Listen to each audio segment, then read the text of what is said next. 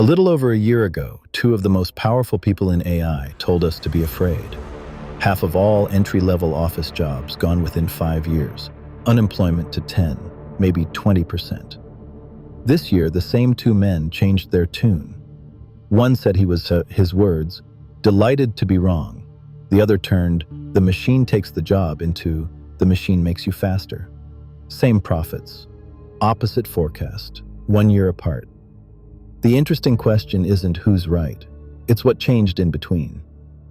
This is the control room, how AI is actually changing work, without the hype and without the fear. Here is the pattern. The implications are yours.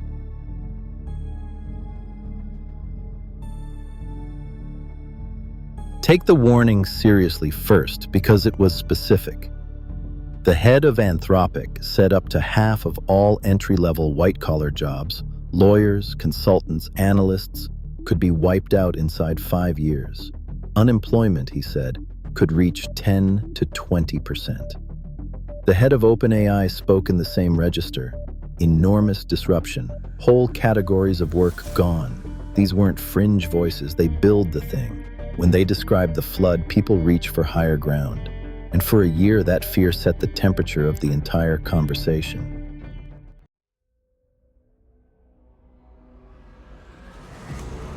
Then, in May of 2026, the temperature dropped.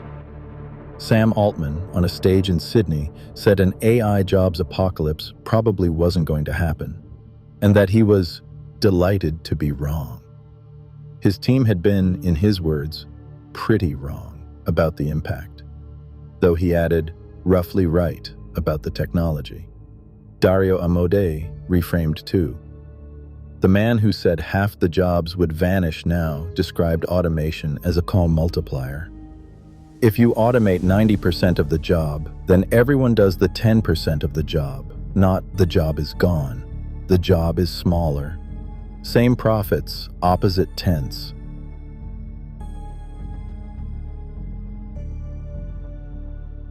Now hold that reversal next to a calendar. Within about 2 weeks of those calmer words, both companies filed to go public, at the largest valuations the industry has ever seen. Both were confidential drafts. The quiet first step toward a listing, handled by the same small circle of Wall Street banks that underwrite every blockbuster debut. Anthropic filed first, becoming the first of the big AI labs to start the clock. OpenAI followed within the week. OpenAI, a confidential filing. In early June, the company targeting a valuation of up to $1 trillion, though its last actual round valued it closer to $850 billion. Anthropic, a filing of its own, days earlier still, at around $965 billion. A number large enough that, for the first time, it had passed OpenAI to become the most valuable private company in the field. A warning is good for raising urgency. A calmer story is good for selling stock. And look at what a filing like that actually has to contain. To stand behind a number that large, a prospectus has to promise a market that's not just enormous, but durable. Years of compounding growth, demand that doesn't blink. OpenAI is telling investors it now runs at more than $25 billion a year, better than $2 billion a month, while by its own earlier accounting, still spending more than $1 to earn each dollar of revenue. Anthropic is projecting its revenue more than doubles in a single quarter. These are documents that have to describe a future of almost unbroken expansion, and that's the quiet tension.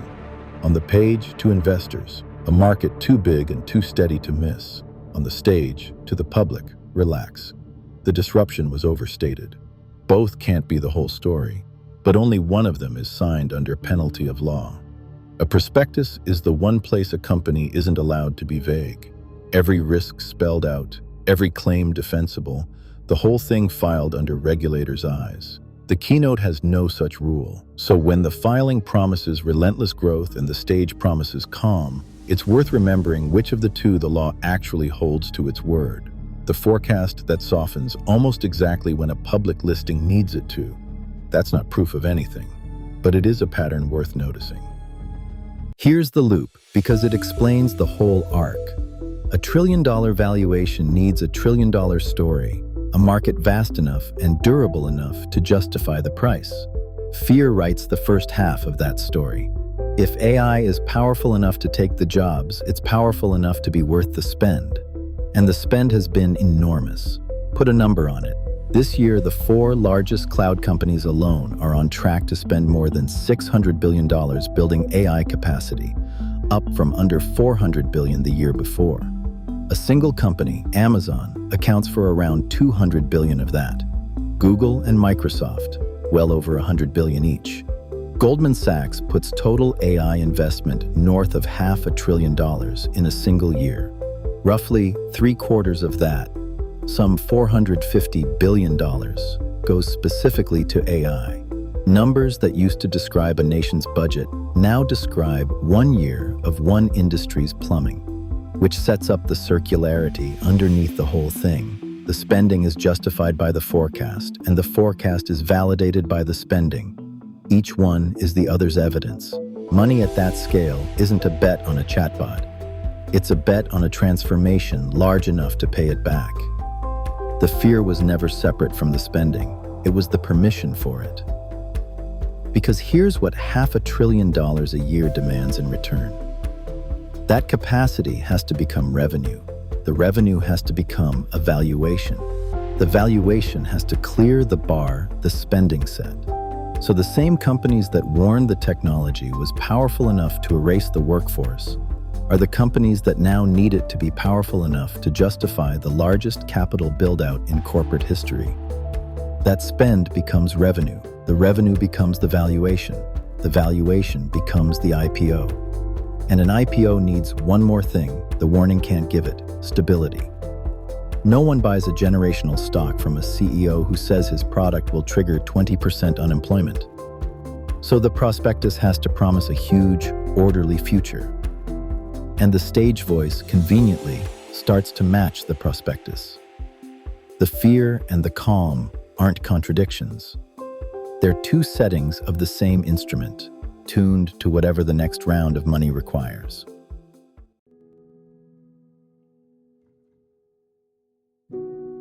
So strip the rhetoric out, both settings, and ask what the data actually shows. The Budget Lab at Yale. Across the whole workforce, the measured effect of AI on employment is close to zero. The real signal is narrow.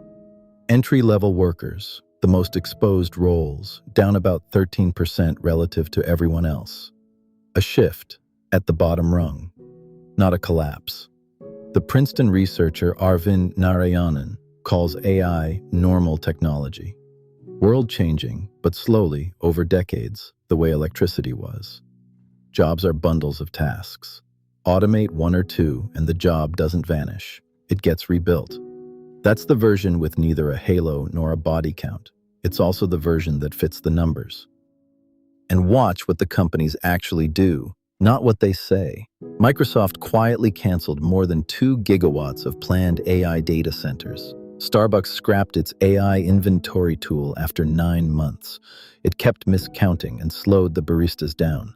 And Klarna, the poster child for replacing people with AI, started hiring the humans back. Then watch the cost discipline reach the believers themselves. Microsoft went further than its data centers. It told the engineers across one of its largest divisions to stop using a leading outside AI coding tool by the end of June and switch to its own for a plain reason. The bills rose with every hour of use, and they'd climbed too high. Uber had learned the same lesson the hard way, burning through its annual AI budget in 4 months, then capping what any employee could spend at $1,500 a month. These aren't skeptics. They're among the most committed buyers in the market, finding in production that the tool can cost more than it returns. The tool is real. It is just not yet the tool in the keynote. In production, it's narrower, more fragile, and more expensive than the pitch. When the believers start watching the meter, that says something the keynote doesn't. So here's the practical filter. When the same person sells you the tool, sets the fear, and then sets the calm, read the story as part of the product. It isn't lying exactly, it's positioning. The forecast is a financial instrument like any other. Track your own exposure against the data. The entry-level squeeze is real. The apocalypse isn't here, not against the mood of the last keynote. The people closest to the money are the least reliable narrators of what it will do to you. So, was Sam Altman wrong? He says so himself. But the apocalypse wasn't canceled by the data. The data never showed it. It was canceled by the calendar. The warning did its job. The calm is doing its job now. Both arrived exactly when the money needed them to. This is the control room. Here is the pattern. The implications are yours. Next time, we're going to show you this in a way you haven't seen before. One last thing, on purpose. The voice you've heard is AI. The images were AI generated or open licensed. Every figure was researched and checked by a human, and every source is named below. The control room, the signal, every week.